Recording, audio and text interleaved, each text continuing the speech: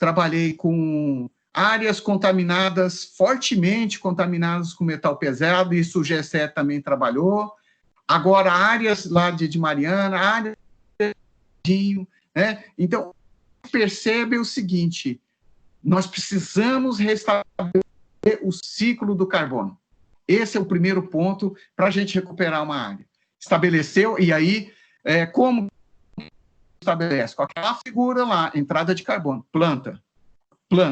Tá? E aí, a planta joga carbono no sistema, aí você começa a ter o retorno da atividade biológica, que é aquilo que o GSE mostrou lá em áreas lá de... Né?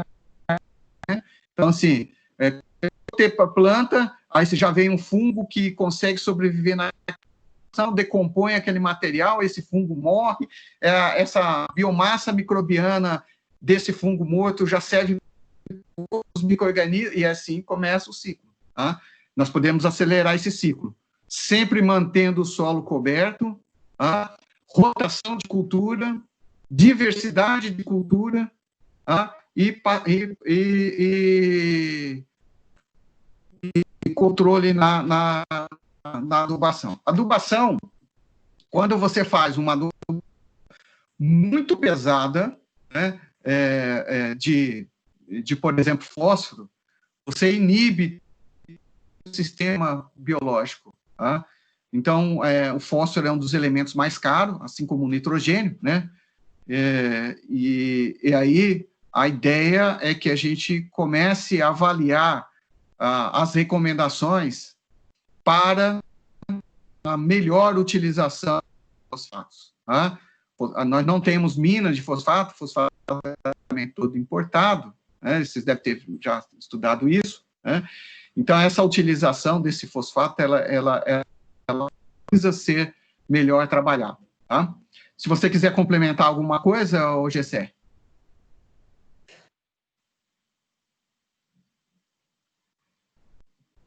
Gessé? Oi. Não, é isso mesmo, professor. É que ela perguntou se uma planta especificamente, eu acho que realmente, para o caso do fósforo, não conheço, né? Acho que não tem.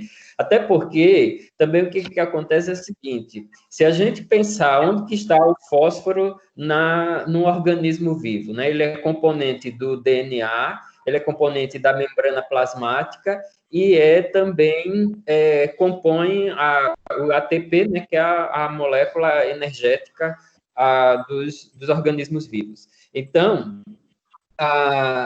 se a gente for pensar nesse contexto, o teor de fósforo ele tende a ser relativamente constante na organização biológica. Então, uma planta em si, para fornecer esse fósforo, necessariamente, nessa configuração aí que a gente mostra, né, da ciclagem de nutrientes com micro-organismos do solo, diretamente não. Porém, como o professor Marco comentou, se a gente favorece a biologia do solo, no caso, principalmente através de algumas gramíneas, que tem esse sistema radicular mais fasciculado, mais agressivo, aí sim a gente pode ter um aumento indireto, né? Porque a gente tem plantas que respondem muito bem à colonização micorrízica. Aí, neste caso, a espécie de planta com um sistema radicular, com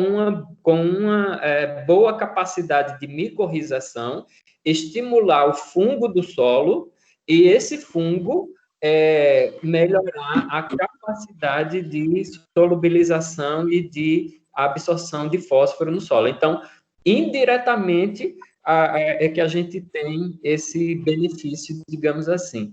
Né?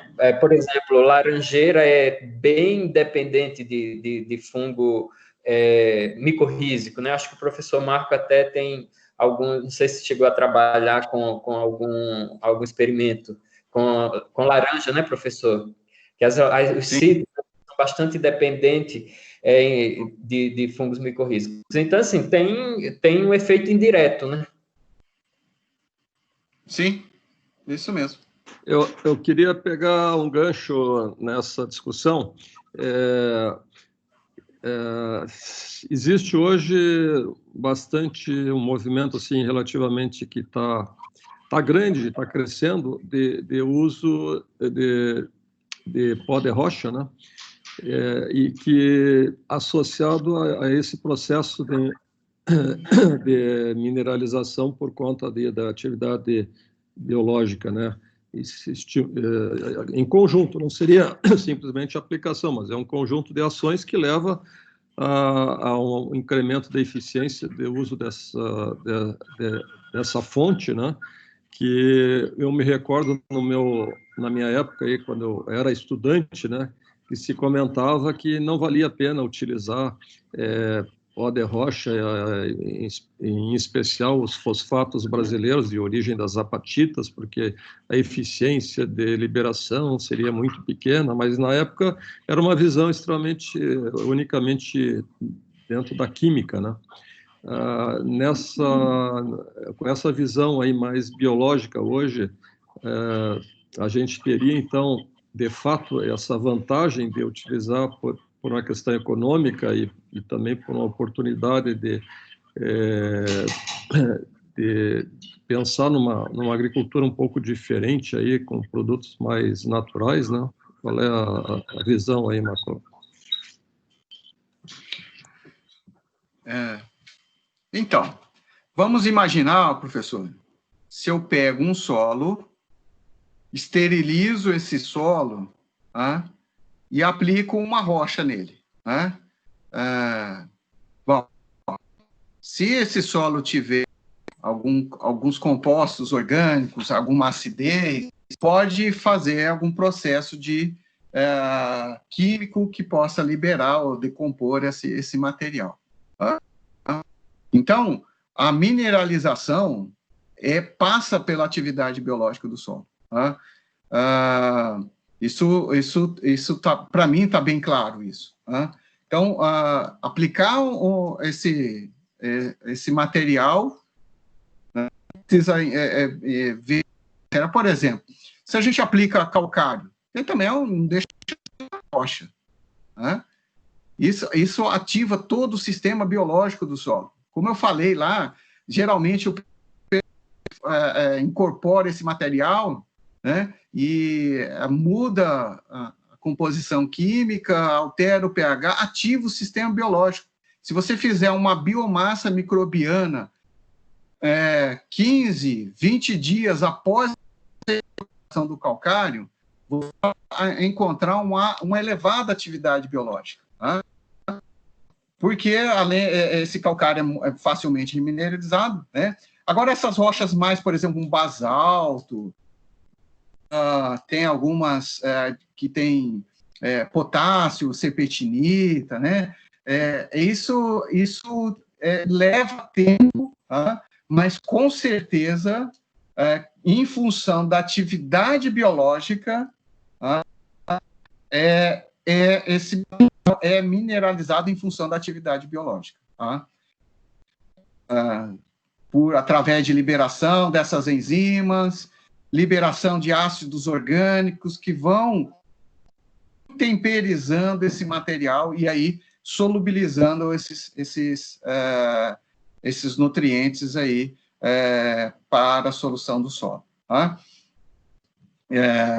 Então, isso acontece muito, por exemplo, com fosfato de rocha. Você, por exemplo, isso eu já montei experimento. Você tem lá fosfato de rocha aplicado em solo esterilizado e não esterilizado. Um não esterilizado tem uma maior produção de matéria seca. Com micorriza, sem micorriza, né, em fosfato de rocha. Né, também isso experimento de casos de vegetação. Também tem uma produção de matéria seca. Então, a atividade, o processo de aplicação de material passa pelo que eles chamam de remineração, né, que tem uma atuação completa dos processos biológicos no solo. Decomposição, solubilização e mineralização. Mais alguma coisa, Gessé? Você pode complementar. Deixa eu só... a mesma pergunta, Marco, então, pelo que entendi, tu recomendaria essa aplicação do pó de rocha como dentro dessa filosofia de um remineralizador. Sim. Porque eu amanhã estarei recebendo uma empresa lá no projeto aqui do NITA, né? Eles trabalham com pó de rocha e a ideia era discutir a colocação, né, de pó de rocha lá no projeto, né? E por isso a minha questão. E a outra é esses produtos comerciais aí biológicos, então, ficou também na minha cabeça de que, na verdade, se a gente passa a trabalhar num modelo em que a gente tem sempre cobertura verde, né? Sempre plantas, e colocando carbono no sistema, naturalmente a gente já teria essa atividade biológica presente, que já está lá, né? Que seria bobagem, então, pensar em comprar esses biológicos para colocar, porque eles já estão lá. A questão é tu colocar o alimento para eles, não é isso? Sim, eu acredito, por exemplo, naquelas áreas do NITA, onde você tem uma maior diversidade de planta, isso poderia até ser uma parte de um mestrado, por exemplo, uma iniciação científica, fazer um levantamento desses organismos que tem ali. Eu acredito que não há nesses sistemas já consolidados a aplicação de produtos biológicos, né? A menos que tenha uma ação localizada, né? Por exemplo, contra um nematóide, um organismo contra um nematóide ou contra um outro fungo. Agora, para solubilização, ou mesmo, em alguns casos, até para fixação de nitrogênio,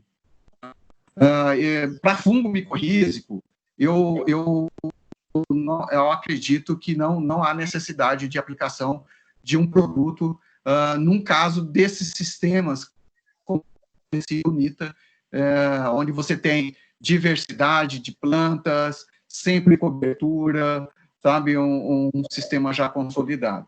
Tá? Então, acredita, Marco Aurélio, que nesse modelo a gente teria uma sustentabilidade dentro da ideia de um sistema intensivo, né?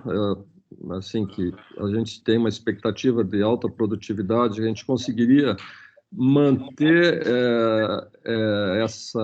esse resultado com fonte de pó de rocha para atender o potássio e o fósforo?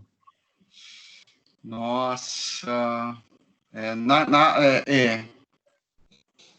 precisaria ter alguns primeiro, isso.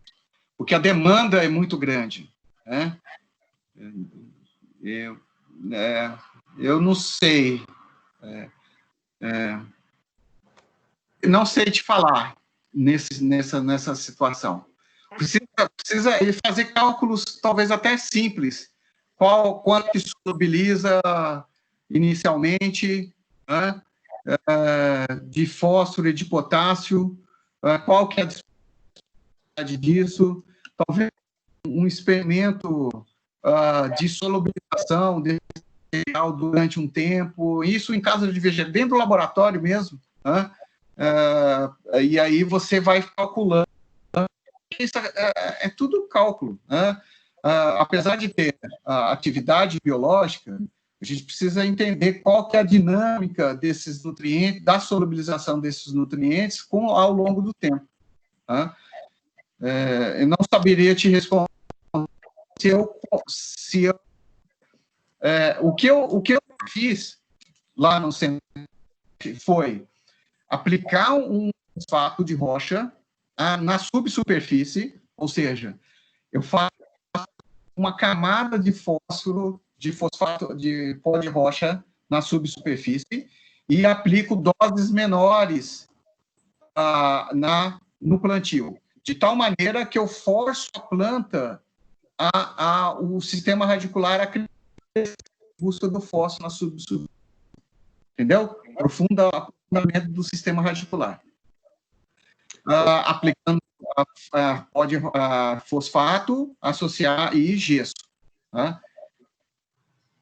Isso eu fiz. E aí, o fosfato natural e o fosfato solúvel, nessas duas situações eu apliquei em plantio e apliquei em superfície. Em superfície, o radicular fica mais super. E aí, no primeiro veraninho, tive problema. Então, você fica susceptível ao estresse hídrico no plantio porque um dos problemas lá no Centro-Oeste é o tempo. Então, quem faz soja safrinha, então eles pegam milho safrinha, eles pegam uma soja de ciclo, aplica, utiliza essa soja, assim, fica com o trator ligado, apareceu a nuvem, já começa a plantar, para pegar as primeiras chuvas. E aí, final de janeiro, comecinho de fevereiro, já planta o milho, para pegar as últimas chuvas no enchimento de grãos.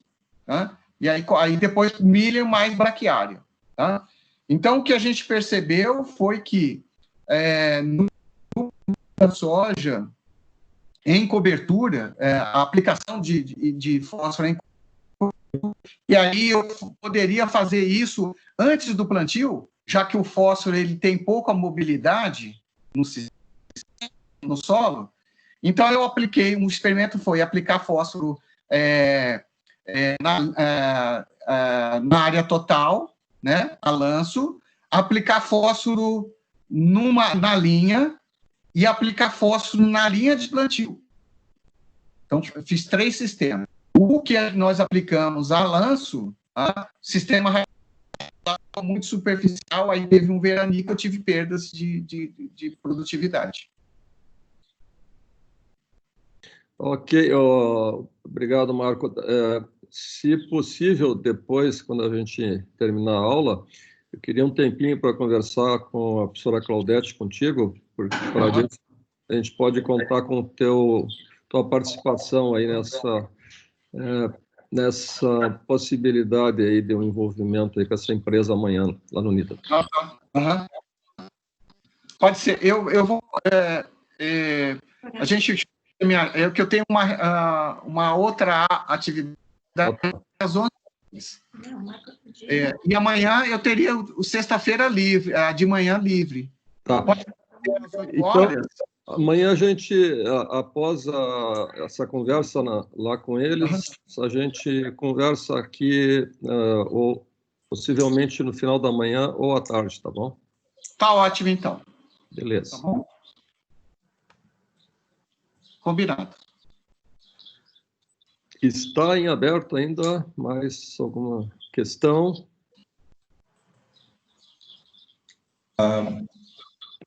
Bom dia, professor. Bom dia, Marcelo. Tá, eu queria fazer uma pergunta, mas eu estava numa reunião da instituição que eu trabalho até às 10 horas, então eu olhei algumas pinceladas, mas não consegui participar de toda a aula, eu vou assistir depois, mas eu vi a discussão aqui e me surgiu uma questão sobre se vocês têm alguma experiência, alguma contribuição sobre azospirilos em gramíneas ou até em leguminosas, né?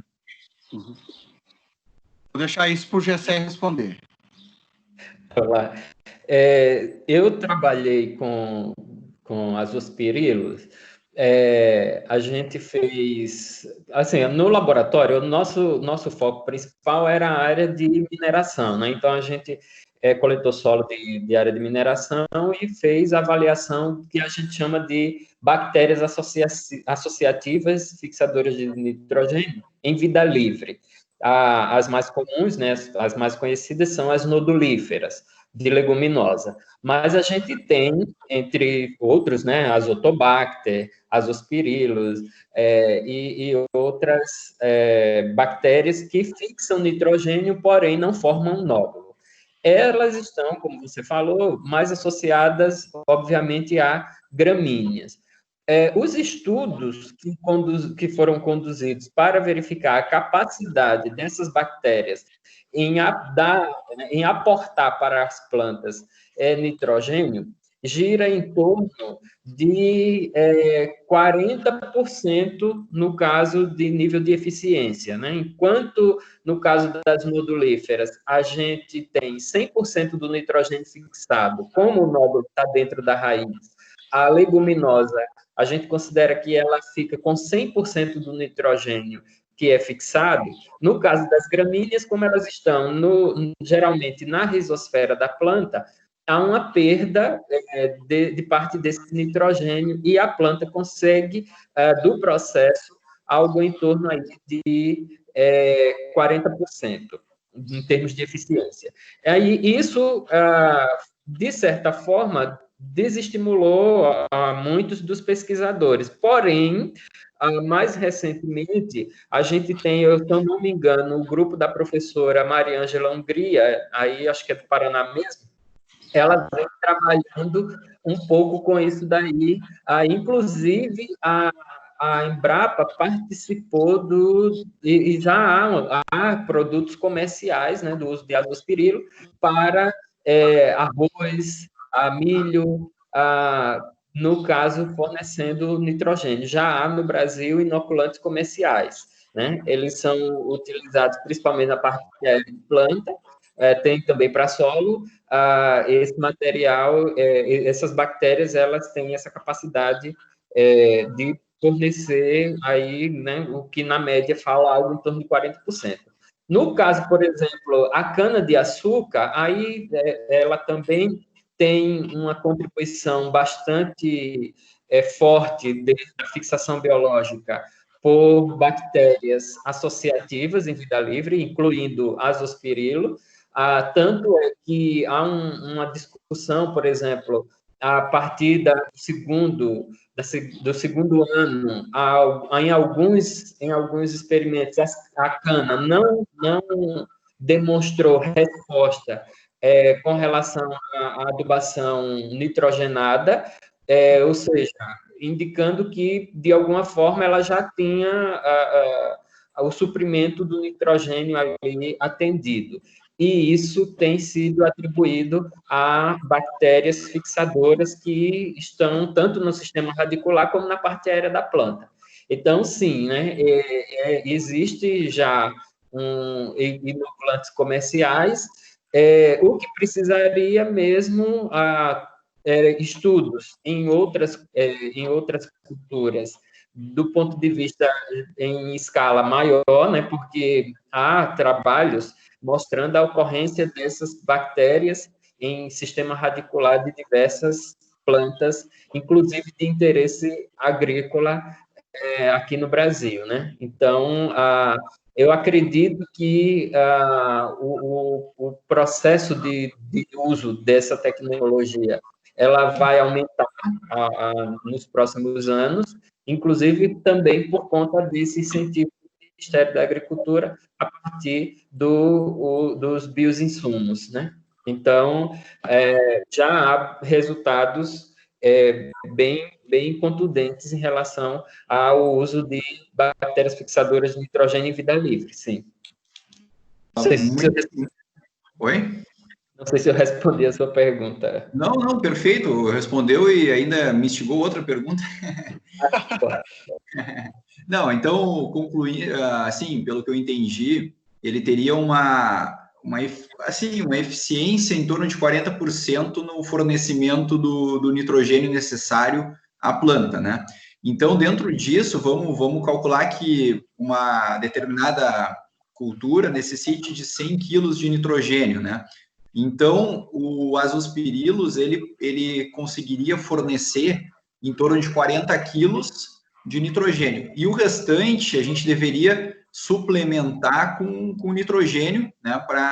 E essa suplementação... Então, aí a minha pergunta primeira seria a suplementação do nitrogênio, ele seria necessário e ajudaria, no caso, né, o azospirilos, né, tendo em vista que quando a gente tem fixação, quer dizer, me corrige também, mas quando a gente tem fixação biológica do nitrogênio na soja, por exemplo, a introdução do nitrogênio mineral, ele, de certa forma, inibe a atividade biológica da fixação biológica. Então, não é interessante a gente fornecer nitrogênio mineral na soja quando tu tem uma eficiência boa, né, em torno de 98%, aí, pelo que eu andei vendo, a soja consegue extrair da parceria, né, da fixação biológica. Mas no caso do azospirilos, então, a gente tem uma eficiência de 40%, sendo necessário a complementação dos outros 60% do nitrogênio. Seria isso? Perfeito, perfeito, sim, sim. E aí, assim, eu não consigo fechar, né, não posso afirmar até que ponto essa complementação geraria um prejuízo, no caso, a inibição. Eu acredito que ela não deva ocorrer, ou se ela ocorra, deve ser muito baixa. Por quê? Porque, no caso, diferente da bactéria fixadora de nitrogênio nodulífera, a nodulífera, ela é simbiotrófica obrigatória, ou seja, ela precisa estar dentro da planta né, para receber o carbono da fotossíntese. No caso do azospirilo, azotobacter e várias outras bactérias fixadoras em vida livre, né, que aí você usou o azospirilo como referência. Neste caso, o azospirilo, ele não tem a única função de fixar nitrogênio, né? Então, ele tem outras funções associadas no sistema rizosférico. Então, no caso da fixadora de nitrogênio, ela é muito dependente da planta. E no caso do azospirilo, né, que tem vida livre, ele tem outros processos. Então, o nitrogênio é um adicional dos diversos processos que eles desempenham no solo. Então, por isso que eu acredito que se ocorrer alguma inibição, ela deve ser muito baixa, né, ou inexistente, né, porque a função de fixar nitrogênio é uma função indireta desse organismo, né? Ele está ali porque ele produz tem outras funções, digamos assim, né? Não é unicamente dependente para fixar nitrogênio. Então, a complementação, ela é interessante, sim, e necessária. Professor, muito obrigado pela contribuição. Acho que sanou, assim, sanou diversas dúvidas. E eu pergunto isso porque eu trabalho no Instituto Rio Grandense do Arroz, aqui no Rio Grande do Sul, e ontem mesmo eu tive um grupo de produtores que me questionaram sobre os azospirilos em arroz irrigado, e o senhor falou agora muito bem que o arroz é uma das culturas que a Embrapa, inclusive, tem fomentado, e é por conta disso. Eles têm utilizado por fomento até na Embrapa, né, e aqui na região ele tem sido utilizado. Por enquanto, ele tem sido utilizado como os azospirilos como um complemento. Não tem retirado o nitrogênio do arroz, mas tem deixado ele, no caso, coloca a quantidade necessária de nitrogênio mineral associado aos azospirilos. E tem dado, claro que o ganho aqui não tem sido tão eficiente a ponto de 40%, mas o pessoal tem conseguido reduzir, na prática, em torno de 15% a 20%. Mas, enfim, na pesquisa é isso mesmo. Mas só estou complementando, contribuindo por que da minha pergunta e também dizendo que foi muito feliz a sua resposta. Muito obrigado. Perfeito. Foi bom você citar isso, porque quando eu falo de 40%, são experimentos em condições controladas. No campo, de fato, isso deve cair aí cai para metade, mas é o que você falou, dependendo do sistema, pensando que boa parte do nosso nitrogênio no Brasil ele é importado, se a gente conseguir reduzir 10%, 15%, isso representa milhões ou né, milhões de dólares. E para o pequeno, médio agricultor, o grande agricultor, dependendo do tamanho da propriedade, né, da sua propriedade e da sua lavoura, ele pode ter uma redução bastante considerável diretamente em termos financeiros, né, ou seja, com redução de adubação. E se a gente for pensar mais além, se você reduzir em 10% ou 15%, você também pode reduzir, em termos de consumo, você tem muitas possibilidades de impacto no meio ambiente, com perda por volatilização, menos caminhão na estrada transportando adubo, navios para trazer insumos. Então, assim, embora esse valor possa parecer pequeno, mas numa escala global, ele pode ser, ele se amplia, né? Desculpa, Juliano, só um pouquinho, não querendo ser chato, mas mais uma, né? Que eu fiz uma conta rápida. Se tiver aqui. Só um minutinho. Eu vou pedir licença, porque eu tenho outra aula agora. Mas o Gessé pode ficar, tá? Tem algum problema, professor Aníbal? Tá, muito obrigado, Marco Aurélio. Foi excelente e a gente fica com o Gessé, então, para esgotar aqui outras questões aí. Pode sempre contar comigo, tá? Tá, ok. Amanhã nos falamos, então. Um abraço, obrigado a todos, viu? Nós que agradecemos. Tchau, professor. Tá. Mas fazendo uma conta rápida, né? Em 15% hoje se utiliza em torno de 150 quilos de nitrogênio no arroz. Então, daria 20 e poucos quilos que a gente consegue reduzir a 1,60 o quilo do nitrogênio, da ureia, no caso, né? A gente já tem um ganho, um benefício nessa parceria aí. E tem quanto, claro que ele para o foco em nitrogênio, mas ele chega a beneficiar a utilização tipo fósforo e potássio também ou não? Sim, sim. O que acontece? Com certeza. No caso do fósforo, principalmente, o que acontece?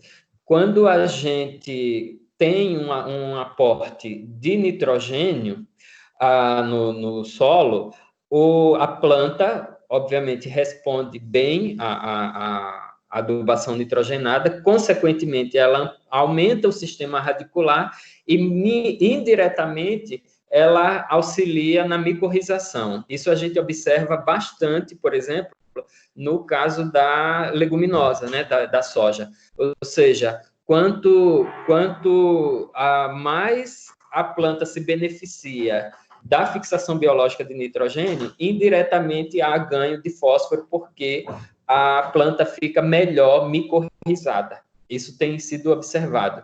Então, é algo também que a gente espera que se torne mais eficiente, né? Ou seja, o ganho do nitrogênio interferindo diretamente no fósforo e, consequentemente, no potássio, né? Mas a gente tem mais resposta, inclusive com experimento, para fósforo, se beneficiando indiretamente disso. Ok, com isso eu concluo e deixo o Juliano, eu abro o espaço lá. Obrigado, professor.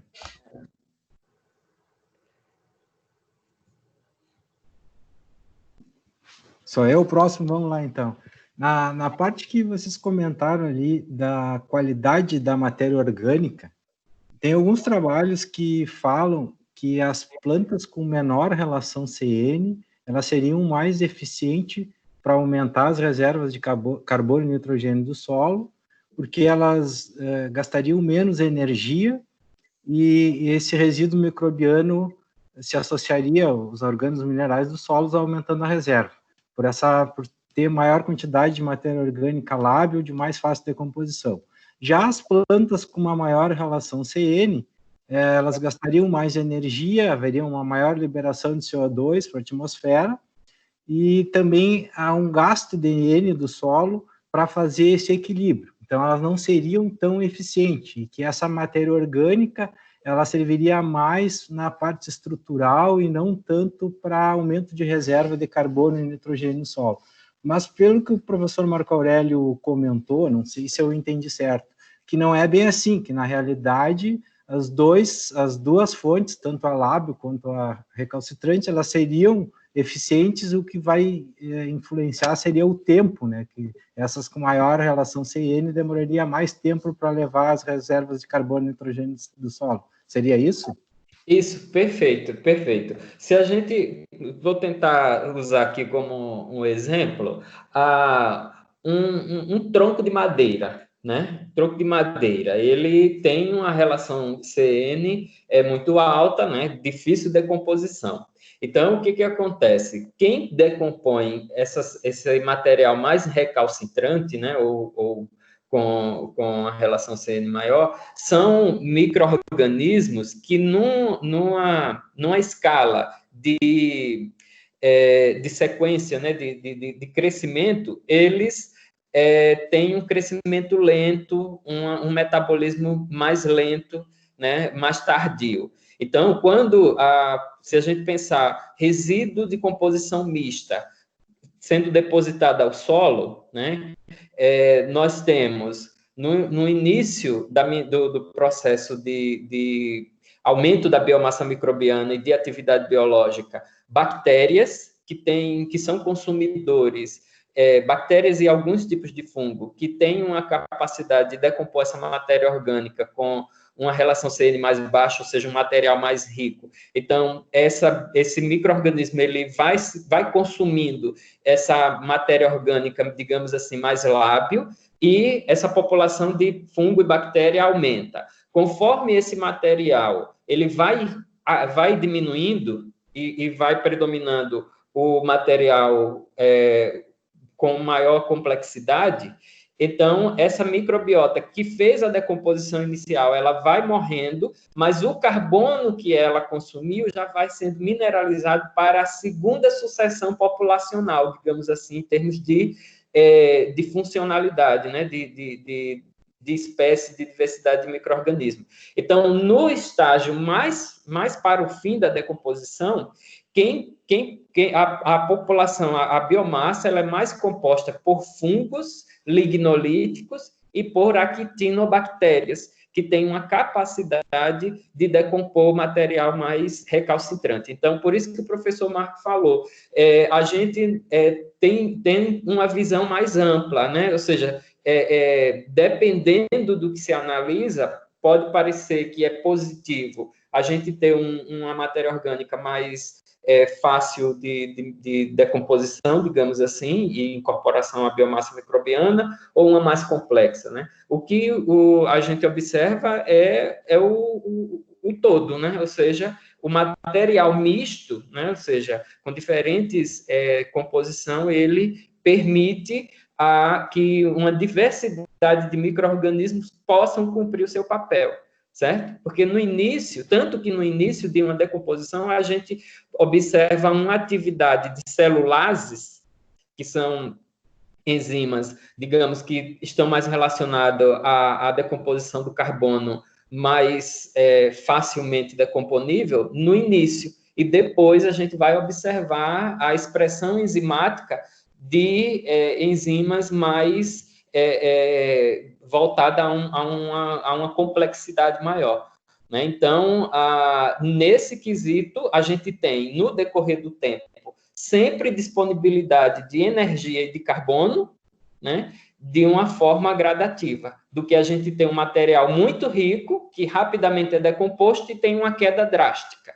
Ou se a gente tivesse um material muito complexo, uma palhada muito com a relação CN mais alta, e aí ela demorando mais no solo. Se a gente tiver um material aí meio que intermediário, a gente consegue ver toda a sucessão desse metabolismo. E isso é muito... Os estudos que mais nos forneceram informações sobre essa dinâmica são de compostagem, né? De compostagem. Aqui na UFLA, por exemplo, tem um departamento de biologia, um professor que cultiva cogumelo e ele utiliza uma diversidade de material para utilizar como composto para o crescimento do cogumelo. Então, ele tem desde palhadas com uma relação CN mais alta até matéria orgânica com uma relação CN mais baixa. E aí a gente observa diferença na composição da microbiota. Se você coletar amostras no início, no meio e no final, ou seja, com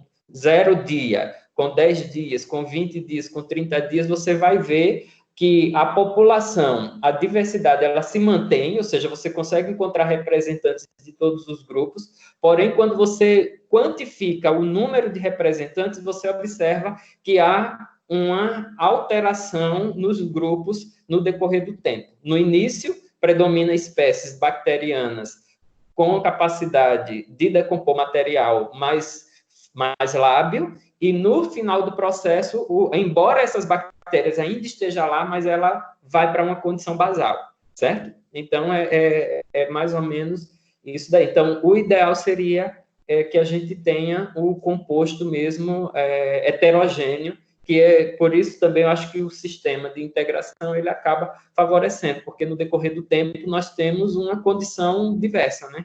De serrapilheira, por exemplo, como é o caso de uma floresta nativa. Se a gente pegar um solo da Amazônia, né, da floresta, você vai encontrar tanto folhas que acabaram de cair, que ainda estão, né, às vezes ainda com algum metabolismo, outras folhas mais secas, você vai ter galho de madeira, animal morto, então você tem uma diversidade de condição e todo mundo vivendo bem naquela condição, né? Cada um cumprindo seu papel, né? Espero que eu tenha conseguido. Muito obrigado, professor Gessé, e parabéns pela excelente aula. Obrigado.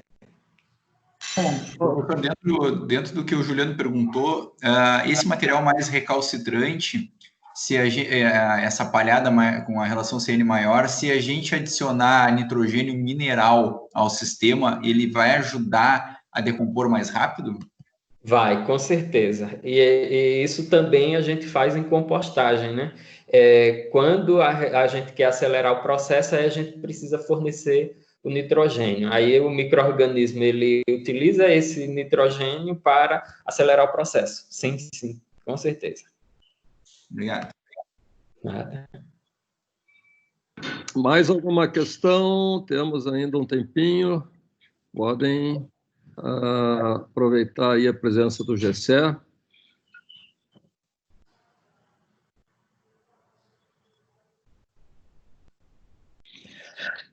Professor, eu queria... Você tinha feito uma pergunta para o professor Marcos sobre a questão do pó de rocha e o uso de inoculantes e tal. Tem algumas empresas que estão tentando fazer isso, né? Utilizar o inoculante já no produto, né? Já tem alguma coisa desenhando para esse tipo. Ainda não tem algo efetivo, mas já também migrando nesse sentido, sim.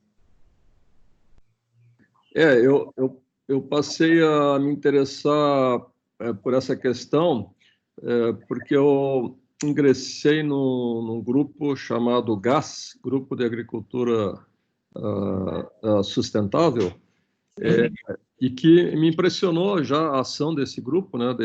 Tem pesquisadores, a maioria são produtores, são agricultores, e eles já somam hoje mais de 3 milhões de hectares, né, esse grupo, e todos trabalhando nessa linha, né? Utilizando pó de rocha, uma agricultura mais biológica, né? Mas sempre buscando a intensificação do sistema, mas nessa visão sustentável, né? E tem tido resultados assim que eu tenho acompanhado, né? Que eles vão postando, né? Que vai coisa que aparece que a gente não está acostumado a ver, porque a gente acaba lendo mais artigos, lendo mais aquilo que é mais científico, né? Mas eles vão fazendo por conta e os resultados vão aparecendo de uma forma assim que chama atenção, né? Perfeito. E uma outra, você também tinha questionado sobre esse fato, será que a gente leva mais inoculante para o solo ou se o sistema ele já tem o suficiente, né? Esse também esse também é um desafio e né, responder a isso, e o que parece que a coisa desenha, né, a realidade nos mostra, é que a gente tem as duas situações, né? Em alguns contextos, vai ser necessário a gente fazer um aporte, talvez buscando grupos de micro-organismos mais eficientes, e é o caso que ocorre, por exemplo, para a soja, né, para a gente citar um exemplo de maior sucesso no Brasil, mas em outras circunstâncias, a própria estrutura, né, do lugar, o próprio solo já vem com esse pool natural, né? Então, e a gente não teria necessariamente que intervir, somente estimular. Agora, como estimular isso? Um caminho, certamente, é a diversidade de plantas, né? Então, já tem uma série de resultados mostrando que propriedades que não utilizou inoculante, houve um enriquecimento da biologia, né, da atividade biológica, por meio do manejo. Eu acho que esse é um caminho bem interessante, porque, por exemplo, no caso de fungos micorrízicos, a gente sabe do papel que eles desempenham, mas a gente não consegue, por exemplo, produzir em grande escala. Porém, alguns trabalhos já vêm demonstrando meios de a gente aumentar a população nativa com o uso de plantas, sem precisar inocular, né? Então, a gente vai ter que migrar alguma coisa para o manejo da biologia do solo para ter o retorno disso daí. É um desafio. Isso, muito obrigado, Gessé. Bom, a gente está já quase no final do nosso horário da aula mesmo, e não havendo mais perguntas, fiquei muito impressionado aí, Gessé, com a tua participação, né? Qualidade do material que vocês... O Marco Aurélio eu já conhecia, não te conhecia, né? Foi uma satisfação aí tê-lo conosco. E não sei, hoje tu estás como um pós-doc, aguardando aí alguma posição aí pela frente, é isso? Isso. Eu até fiz um concurso lá em Fortaleza, fiquei em segundo lugar, o primeiro foi nomeado, enfim, estava tentando aproveitamento da vaga, estou, né,